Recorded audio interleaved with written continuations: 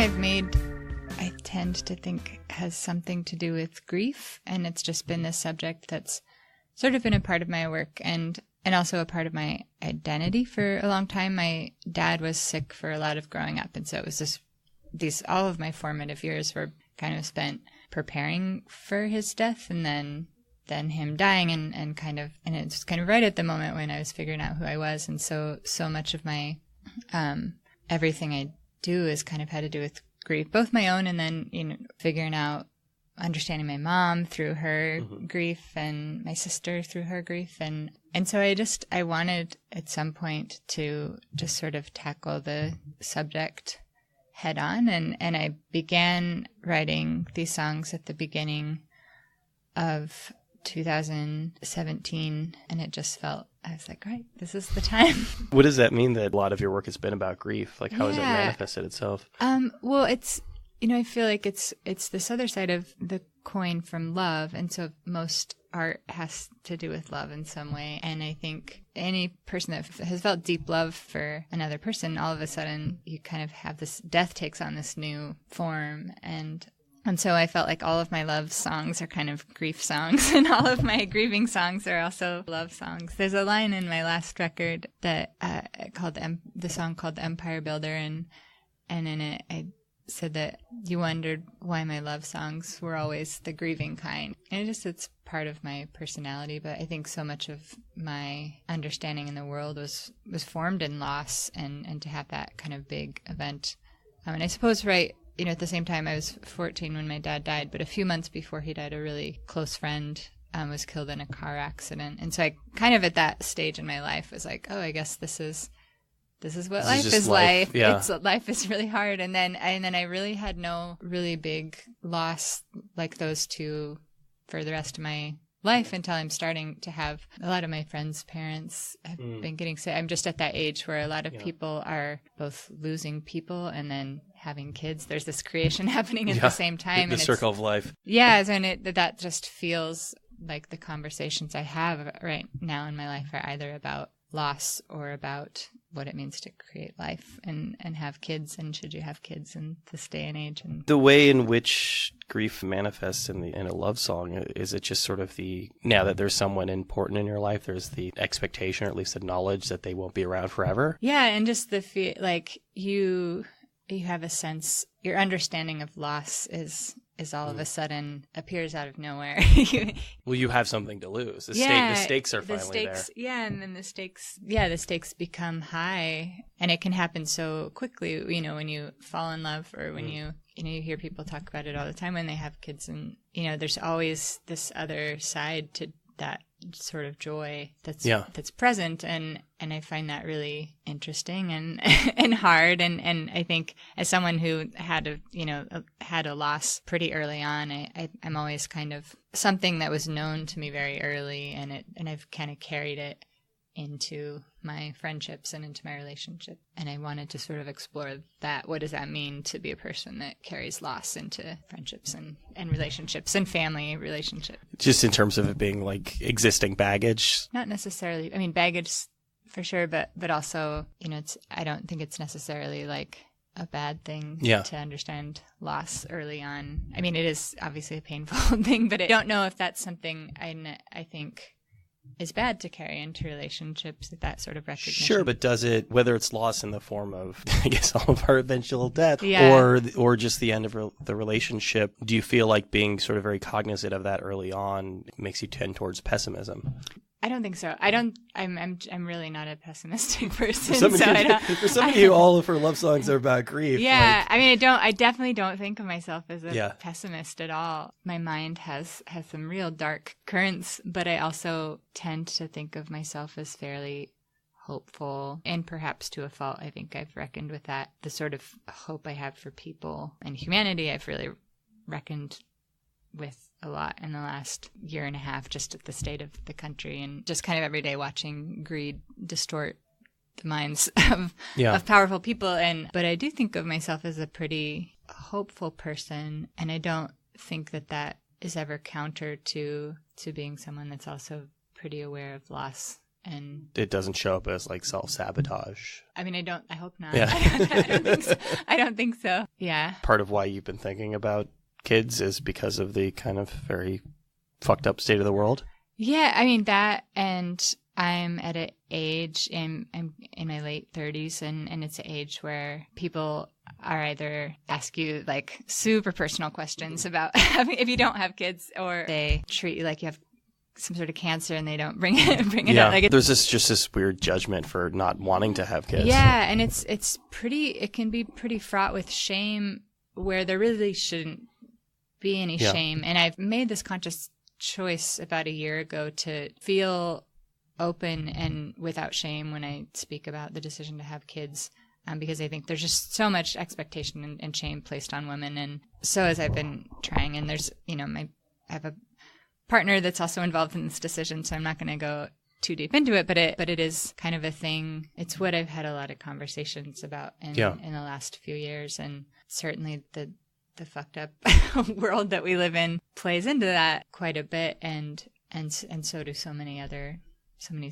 a lot of other things also play into that. I suspect your career must as well. Yeah. So it's a really tricky thing to be an artist, and it's funny because I heard someone else, a writer, say this, and I can't remember who it was, but she was saying she wasn't afraid of being a bad mother as much as she was afraid of being such a good mother that she would abandon all these other ambitions that she had. And if it's the thing that brings you joy, there's nothing wrong. Yeah.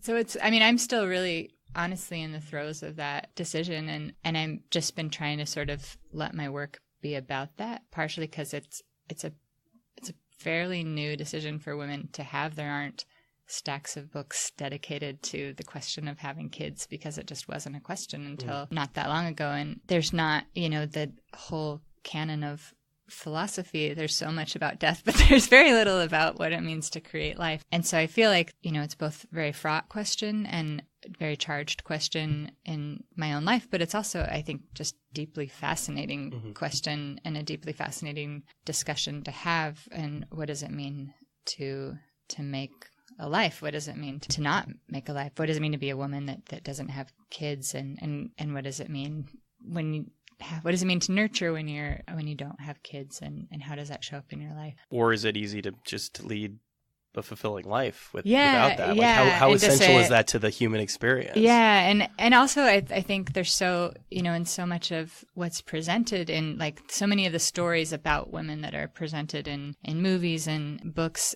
and especially when they're dealing with the question of kids, it's the way that those stories show that the woman has evolved is that they have a kid at the end. And I like wholeheartedly disagree with the notion that a woman's only way of evolving is to become a mother. And so I'm just right now, both personally, but also just intellectually, so fascinated with that question and what it means. And it feels like a sort of new question. And I have had, once I made a choice to just be open and kind of live in that question with friends very openly, I've had some of the best conversations of my life because I think it's just charged in a certain way. Everybody has feelings about it. Or it's things that for whatever reason they didn't feel comfortable speaking about openly until you prompted the conversation. Yeah. So I've thought so much about that, and that definitely plays into the record in thinking about having kids myself and whether I do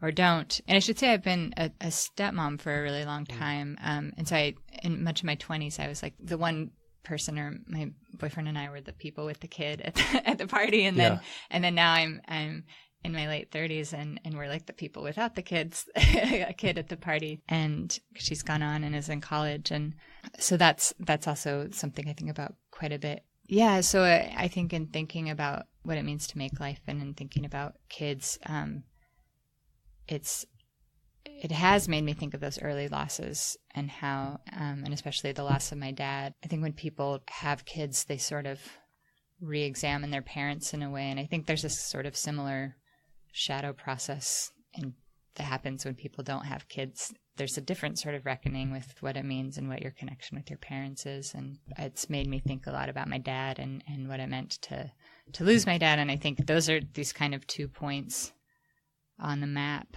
the territory, the kids question, and then the loss question, and the places they overlap, and sort of the territory in between is just felt like the territory of this project. I suspect that part of it too, not just being a creative, but being a musician, there's an expectation that you're going to do the bulk of your important work when you're younger, right? When you're sort of in your 20s, that's when you're kind of expected to really get out there and hit the road. Yeah, and that's true. I mean, I don't think and I think I'm making my best work yeah, now. But just as far as establishing yourself as an artist. Yeah, and it I do kind of get this sense, and I'm really lucky to work with people that have never, I think my labels and my management are as hopeful about my career at this point as they were when I was 26 and got, started to get some attention. And so I feel very fortunate, and I've always kind of thought, I went in, when I first sat down and met with my manager, who's been my manager my whole career, I was like, well, I really want to peak when I'm 75 years old. And he always I just want a reminds slow me burn. that. Yeah.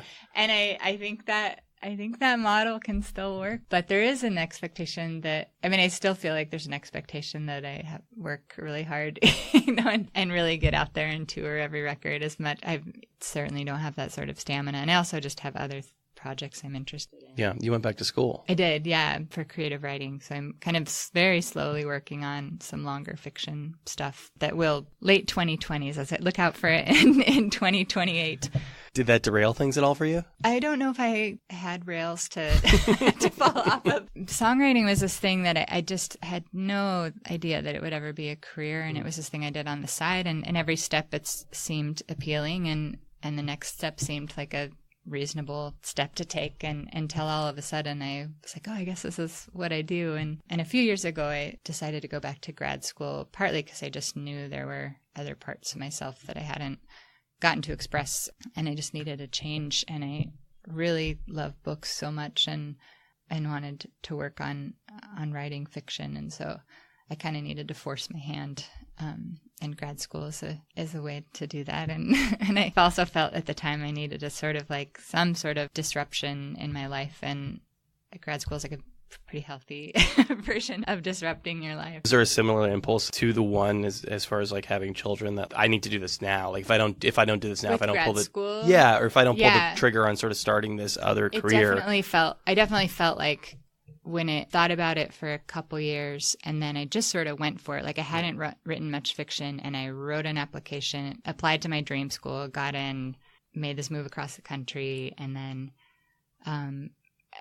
and it was so, it was a big, making music for a living is one of the most absurd ideas to actually pursue. And so, I'm already so far out in the paddock that to choose something else that's also absurdly challenging and writing novels unlikely. Is somehow next level as far as just being. It is. It's much longer commitment for sure, and it's a lot more of the solo time.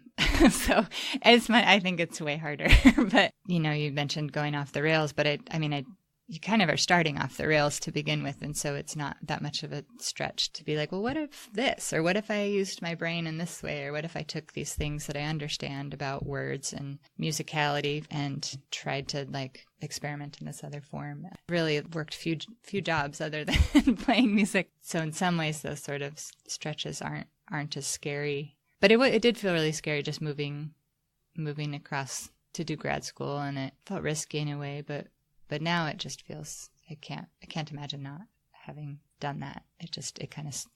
I think I needed to have a new direction and a new choice, and I've made 2 records since I did that, so it hasn't really hurt music at all. Did you start writing around the time that you lost your father and your friend? I actually did take a creative writing class in my freshman year of high school, which was really significant for me, but then I never really went back. I was a science person. I studied pre-med in college, and just didn't have a lot of time for writing, and also just didn't think it was my thing. I grew up in a really small rural school, and my English teachers were I had really fantastic science and math teachers, and so I was like, well, clearly this is the way to go. Yeah. And so I just continued on science and math and through college, and then songwriting was really my way into writing, and then I sort of wanted to keep going outside of songs. In those early stages, how direct it was a form of sort of catharsis or therapy for you? Oh, yeah. I don't think I knew that that was possible for writing. Like, I think, and maybe it wasn't a little bit, but I didn't start playing music until college. So it was really just this like one creative writing class and like some journaling that I did at that age. But I don't think I had the mind and the emotional stability at that point to really see it as a way of, I didn't know how to seek catharsis, I guess. I was just like sort of in it, surviving and being, when you're 14, you can be experiencing this great loss, but you're still just like, what does the world think of me? So sure. Like your outlook is just Sure. going to be like that. A lot of like my real processing came in college and when I started writing songs. So it was kind of a delayed, not that I didn't process in my own teenage way, but it just, you're so outward looking and inward, like thinking of the world looking at you at that age, that grief just looks really different. Did you consider yourself to be a creative person prior to that? Not really. Yeah, I didn't, not until, I mean, even in college when I started writing songs, it was, looking back, I was so clearly this like art weirdo, but I really didn't know that was an option. I just came from this very small rural town, very kind of good old boys attitude and culture, and like some Duck Dynasty folks. Yeah. And so I think I really like kind of any sort of artist, creative way about me. I really either kept hidden or didn't really know it was an option to be that kind of person. I didn't have really the models in front of me at that point, not until later. Did you start discovering poetry and songwriting as a pre-med? Yeah, I started reading poetry a bit in college. And I actually went to church in college, and it strangely, like I came to this point that later on that I really just could not believe the things that I needed to believe in order to call myself a Christian. But it's hard to reconcile a lot of that. I couldn't reconcile it. But but something about, I think that was sort of and it's not something I've really articulated that much before, but I think that was really my way into thinking of the world is deeper. I think that sort of like college church group was pretty attractive to me to think in that way. And I feel like that was in some ways like my way into being an artist. A little counterintuitive. Yeah, but it's not. I mean, it's the same. Spirituality versus religion, maybe? Yeah, and I think I just longed to like sit in those sort of questions that unless you're an artist, unless you're an artist or in like some sort of church group, college kids don't just like sit in those questions in a real way. And so that felt really attractive to me. And just, I wanted to like think about the meaning of life questions. And that was a place that I could do it. And so I do feel like that was sort of a way towards being an artist and a writer, being with these church group college kids and talking about what does it mean to try to be good? What does it mean to make mistakes or have regret? And there's certainly like so many things that are super fucked up about, like if you take some of that doctrine to its logical end, like clearly there is a lot going on right now that it's people, just clinging so tightly to not even ideas, but just rules or dogma. Yeah. And so, but it's a tricky thing because at the same time they're dwelling in world faiths tend to dwell in like really interesting questions and really important good questions. I think what the breakdown is, and it's interesting to hear you articulate it that way, is I think most people enter into religion looking for answers, and you were in search of questions. Yeah, I mean, I actually have a number of friends who are people that once went to church when they were young and then were like, oh, I can't. And so I'm actually really thankful for that beginning place. And there's all sorts of, the path out of that wasn't easy or, coming to terms and that sort of reckoning with what I believe versus these people that I really loved and respected. And I could not believe the same things they believed. That was a pretty significant experience in my life in my early 20s. Were you religious, or did you up to a certain point really sort of believe the dogma and believe in God in that way? Yeah, I don't really know, to be honest. I mean, I think I just I really fell in love with the questions and that sort of like searching that I'm so thankful that I continue to like live in and with songwriting and writing, and that I don't know if I ever really believed it or not. Does losing those people at that early stage in your life call into question those beliefs? To have that kind of loss, that's often the kind of thing that makes people question a belief in God. I think I had experienced such significant life-shaking things by the time I got to college that I just was really looking for other people that I could talk about significant life-shaking things, and I didn't really meet that many songwriters. And then I kind of continued on just like writing songs on my own, and then later met people in Portland when I started playing shows. Like I made all these new friends at once. I had kind of transitioned out of that phase right around the same time I made a lot of musical friends and people, and I'm like, oh, there's other people in the world dwelling in these deep questions. Like I can hang with them. It makes a little more, and they're actually making art from it. Sense, yeah, and they're showing. I really cared about being generous in the world, and I avoided music a little bit when I first after college because I had this idea. I worked at a coffee shop for a couple of years, and there were these girls that were like, I just knew nothing. I never was a big music consumer, and just was pretty out of the loop on what was cool. And I had this idea that there's all these cool bands in Portland. It's just like not for me. Like I'm just rather go read my book. And I was really mistaken, because as soon as I met people that are still my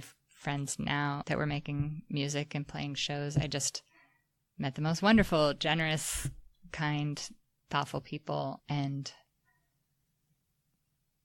that kind of became my church, in a way. And I believe in art as a way of looking at ourselves and questioning our behaviors and beliefs.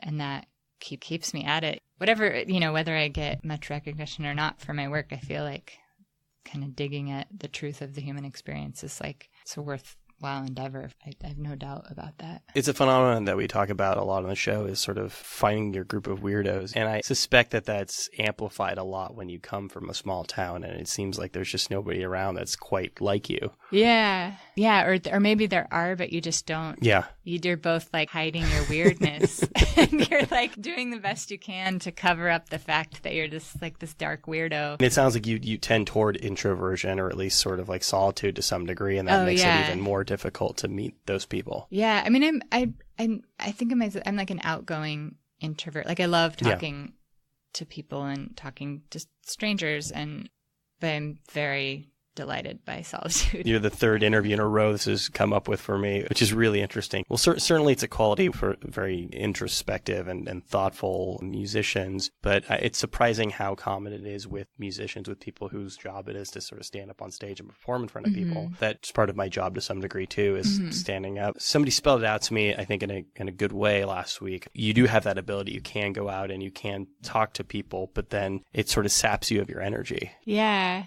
I think a lot of introverts are you just have, at the same time as being quiet and in your head a lot, you're also like, I think you end up kind of reaching out to people and being outgoing, if that's the right word, for just because you're just like, I'm just too curious not to like ask these questions. You've looked for the answers inside yourself, realized they're not all there. I've looked at every corner of my mind, and I need to go out there and gather information about the world. I think there's like a sort of curious type that tends to be both delight in solitude and is also thirsty for understanding. There's so many people out there trying to get successful music careers. How does one almost sort of stumble into one?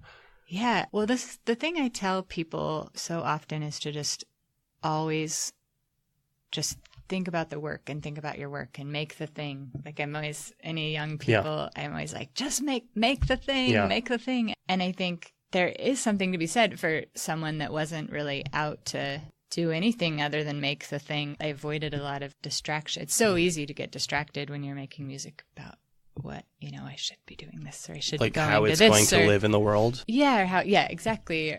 Or who should I be standing next to in the world? All these things that are really not questions to ask, but you just kind of find yourself standing in a certain way next to certain people, but I think that sort of focus on making something and that sort of drive to like, oh, it's not there yet. Those words aren't quite there yet. I'm always pointing people back that way. And I think my big intention was to make a record and to record a record. And then that kind of did well. And it's like, oh, okay, and like I'm such a project to project person. And I think that's actually pretty helpful in a music career, because if you keep focusing on the things you're making, you're less, and try not to get distracted by all the other things. I think being just sort of like intimidated by what I thought was like too cool for me was probably helpful, and like that sort of hibernation that I really needed to do to kind of become a good songwriter. It compelled you to be yourself. Yeah. And so I just like know that I want to make stuff in the world for the rest of my life if I can. And so that sort of distraction with all the exterior things is something that in one sense never goes away, but it also, I think of as a thing you really like kind of reckon with when you're starting out a little bit, all the ways you can be in the world, or look like in the world, or place yourself. And you're looking for your voice. Yeah. And I think, I guess back to how to make a career, and that's so unlikely. I think just always fortunate misunderstanding and constitution to have just really hid away and made a record. And then that taught me how to hide away and make a thing, which I kind of repeated that hiding away to make a thing a few times. Correct me if I'm wrong, but I got the impression reading an interview with you that maybe not every record, but there have definitely been records that you've put out into the world that felt like that was it. That felt like you weren't going to make another one. I often feel like that, every time.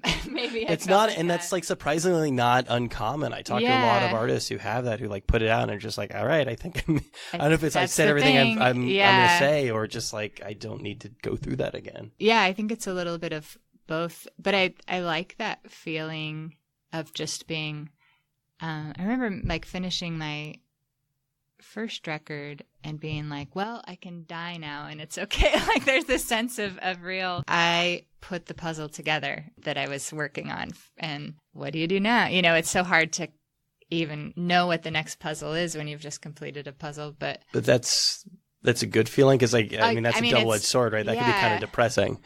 I don't know if it's depressing, because you're just like, well, I did a thing. Yeah. Like that's like, what else can you do but finish work and good work and feel good about it? I think that's a sign of making something good. Maybe when you're just like, sure, I don't know what to say about that. You will find other things to say. Yeah. And that's like, can be a terrifying feeling. And usually, the way that record cycles work, when the time comes to make another thing, I'm just so sick of touring. Like you just gather up all this, and I've just spent all this time gathering fuel for the next thing, and then it takes some time. But I always like think of this metaphor when you are working on a project, or at least myself, and I'm really thankful that every record has felt like this, but you feel like you're like building a raft to save yourself. and I thought when I finished this last record, I worked so hard on it and spent so much time just thinking about words and thinking about meanings and how they fit together, and in a way that there's no way any listener is gonna like care about the ins and outs of each word in the way that making it I cared about each word. And so when I finished it, I made this real effort to feel that sort of satisfaction of, I just built a raft to save myself. And you kind of know, like, that's just the best feeling. And you know that, to continue on this metaphor, that soon you'll be out in the water, and then you'll be like, but that guy's got a yacht, and that person's boat is so much more well-crafted. And there's this other, it will mean something totally different 6 months from when you finish it. And it's such a good feeling to feel that sort of wholehearted devotion, and the sense that like this is the best way I can describe it, is that feeling I'm making a thing I'm saving myself by making this thing. And that sounds really dramatic, but in some ways that feels really true to the feeling of making something. Saving yourself from what? And I don't know. Obscurity? Yeah, no, I'm not. It's very little thought of what it means in the world, I think it's more of a sense of meaning, and it's more the meaning making side than the attention making side. I think when I'm working on a project, I tend that what will it be in the world? What will people think of it? I try to push that off as far as I can. Does the math on that change, or do you expect the math to change when you're honestly able to say that this is the record you've been wanting to make forever, or this is in a way the record you've been working up toward? When you sort of talk about self-fulfillment or something, or, you know, just being kind of completely satisfied and saying you have said all you feel that you need to say, when this is like the record, do you think that's going to change as far as like kind of getting back in the saddle in a year or two? No, I hope I feel that way about everything that I ever make, that this is the thing, you know. And does it feel more so than before? It's hard to tell, because I've grown so much in the last few years, and making this record felt really different than making the last record. It's funny because you talk about these like sort of grieving songs, but I was so happy when I was making this record. And it was such a like shitty time in the world. It felt so good to be working on something true. And I just, you know, I'm at my best when I'm making a thing. And it felt really good for the most part. Definitely have some like head against the wall moments too. But when you Google your name, when you do some research, you find out that you were the inspiration for the Tiny Desk concerts. Oh, yeah. It sounds that part of that comes from the fact that you are a quiet singer, that, you know, maybe it's hard for you to perform in front of a rowdy audience. Yeah. I mean, certainly there's a part of me that also like likes a challenge and will like take on that rowdy audience and try to tame them, but it often there's just no hope and it won't work. But it was nice because at that point it was my first record. I didn't have a publicist on that record or anything, but it had gotten attention from a few people, and I played this really terrible show at South by Southwest where they didn't ask for people's badges at the door. They just kind of let everybody, the bar just let like everybody drunken in. Austinites in. And it was, and so it was just crazy room full of chatter. And I think probably people passing by were like, well, there's a bar we can talk in. And it had always felt like this not a disadvantage, but, or maybe disadvantage to be so quiet. And I just was constantly, up until that point,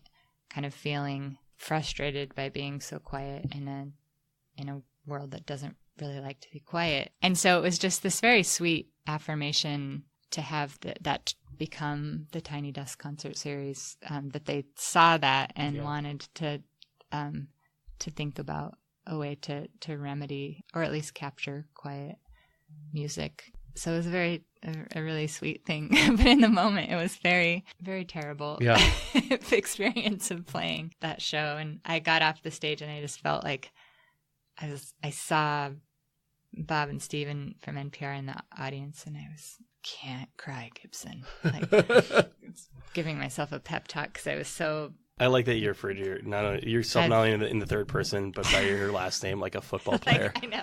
That was like the coach part of my brain was like, buck up, talk to the important music people. In the earliest stages, when you first started writing music, was it difficult to perform? Yeah. I mean, it took me, I started really with like house shows and DIY kind of spaces. So it was much easier. And I was so shy, and my voice was so shaky those first shows. And then I started playing more in Portland when I made that first record. And actually the first kind of big tour, which happened, actually the tour I was on when I stopped to do that first Tiny Desk concert was the Colin Malloy of the Decemberists had asked me to open a tour. And so I went from playing these like tiny little DIY shows to playing for 1,000 people. And that was so hard for me. I remember talking to Colin about it, and like, I'm setting myself up for failure, you know, and he was like, no, you're doing great. Just keep doing it. And by the end of that tour, it was like 30 shows. By the end of the tour, I just felt like I came back this like confident performer. This is a baptism by fire, right? It really was. Yeah. And I remember, and that tour was really transformative for me in a bunch of ways, but, one of them was I felt like this awkward shy person at the beginning, not knowing what to do with all these people in the room, to by the end just really getting excited about winning over the audience. And I'm really thankful for that tour. Did you try a different vocal approach? Did you go to a coach, or did you try to find a way to project more? Yeah, I don't think my voice sounds that good when it's projecting. I mean, I think there's real limitations of my anatomy. And I don't want to give too much credit to trolls, but I did see you mention the phrase mouse lungs, which is both a sick burn and also pretty adorable at the same time. I know. So kudos to that online monster who came up with it. Mouse lungs. It's really good. It's a very adorable burn. I think that part of it's just I'm doing the best I can with what I've got. Sure. I went to vocal lessons a few times, but also just to have, I'd like to have more more like tools in my tool belt. I did a record, actually what really I think grew my voice quite a bit. I did this collaborative sort of experiment of a record with my friend Ethan Rose, who's a sound artist, and he does a lot of sort of sound installation work. And I would just sing for 20 minutes straight off the top of my head over a drone, and then he would take what I sang and kind of piece it together. And that, because I wasn't confined to the limits of song, really just pure stream my voice. Of consciousness. Yeah, and I really got kind of out there with my voice, and I think that showed up in the records after that. And so I feel like my voice is still growing, I think, which is a nice thing to realize. But I'll never be able, there's just no way I could you're not going to be Aretha Franklin. Or be a Broadway singer. Yeah. So it's just not going to work. But I found a way I like to sing, and I kind of still feel like I'm exploring the bounds of what my voice can do. Is it harder to go out there when you're singing something that is really deeply personal? I mean, I don't know what else to compare. Everything I've written has been felt. It does sound like this latest batch of songs is even deeper. Yeah. I don't know. I mean, it is in a way. And then my last record was really personal too.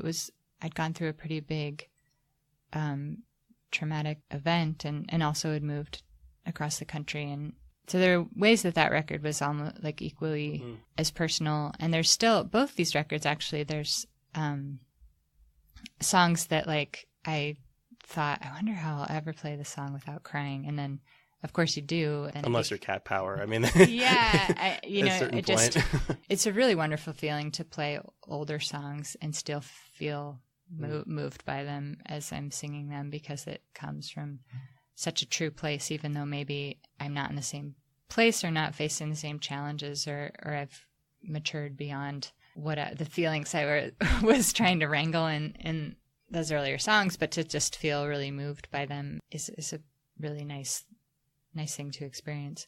But I think